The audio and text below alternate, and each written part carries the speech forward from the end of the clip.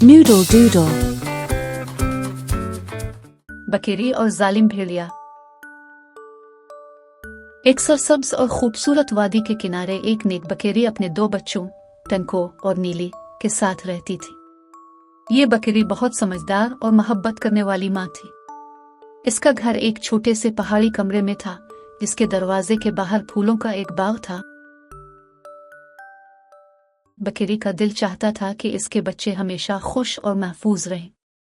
वो हमेशा उन्हें नसीहत करती, मेरे बच्चों, दुनिया में अक्ल से काम लेना बहुत जरूरी है।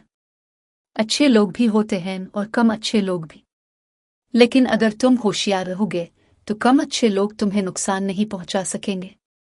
टनको और नीली अपनी माँ की बातों को बहुत गौर से सुनते थे और उन पर अमल करने की कोशिश करते थे। वो दोनों निहायत शरारती लेकिन फर्माबरदार बच्चे थे। माँ के बगैर उन्हें कभी भी अकेला रहने की इजाज़त नहीं थी, लेकिन वो हमेशा खेलते, हंसते और एक दूसरे के साथ वक्त गुजारते।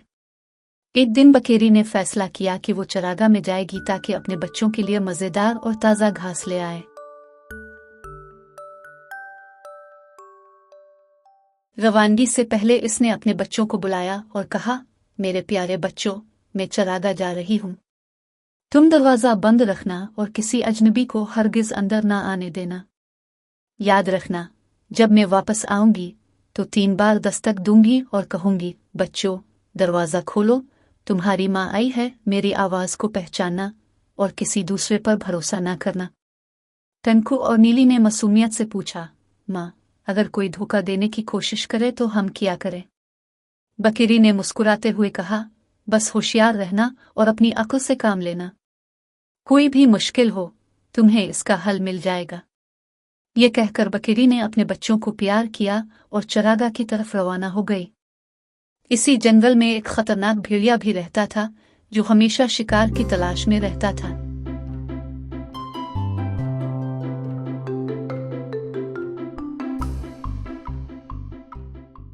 वो भूखा और जालिम था और छोटे जानवरों को धोखा देकर अपना शिकार बनाता था। इस दिन भेड़िया बकेरी को चरागाह की तरफ जाते हुए देख रहा था। भेड़िया अपने आप से बोला, ये तो मेरे लिए सुनहरी मौका है। बकेरी तो दूर चली गई है, अब मैं आसानी से इसके बच्चों को धोखा देकर अपना शिकार बना सकता हूँ। भेड़िया जल्दी से बकेरी के घर पहुंचा और दरवाजे के करीब खड़ा हो गया। इसने अपनी भारी और खौफनाक आवाज में कहा, बच्चों, दरवाजा खोलो, तुम्हारी माँ आई है।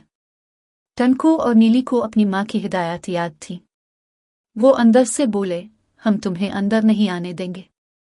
हमारी माँ की आवाज नर्म और मीठी है, लेकिन तुम्हारी आवाज सख्त और खौफनाक है। तुम झूठ बोल रहे हो। यह सुनकर भेड़िया गुस्से में वापस चला गया, लेकिन वो आसानी से हार मानने वाला नहीं था। भेड़िया एक तालाब के किनारे गया और पानी पीकर अपनी आवाज नरम करने की कोशिश की।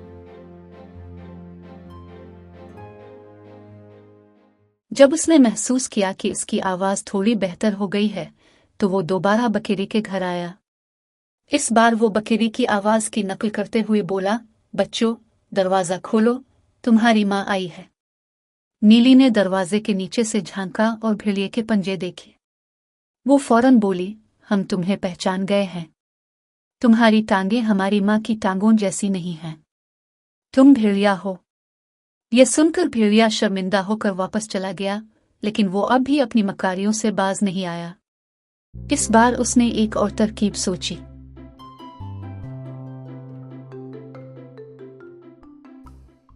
भेड़िया एक चक्की पर गया और अपने पंजों को आटे से सफेद किया ताकि वो सफेद हो जाएं और बकरी की टांगों जैसे नजर आएं।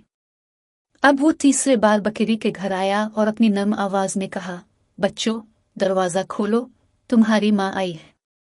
बच्चों ने नीचे से पंजे देखे, जो अब सफेद थे। वो धोखा खा गए और उन्होंने दरवाजा खोल दिया। जैसे ही दरवाजा खुला, भेड़िया अंदर घुस आया। बच्चे खौफजदा हो गए और भागने लगे। नीली जल्दी से एक संदूक के पीछे चली गई, जबकि टनको कमरे के एक कोने में जा छुपा।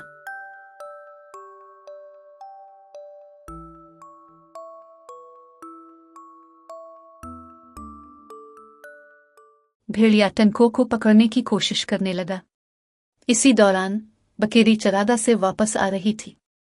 जैसे ही इसने अपने घर का दरवाजा खुला देखा, उसका दिल धक से रह गया। वो फौरन अंदर दौड़ी और मंजर देखकर हैरान रह गई। बकेरी ने बगैर वक्त ज़ाय किए अपने मजबूत सींगों से भेड़िए को धकेलते हुए दरवाजे से बाहर निकाला और एक जोरदार धक्का दिया।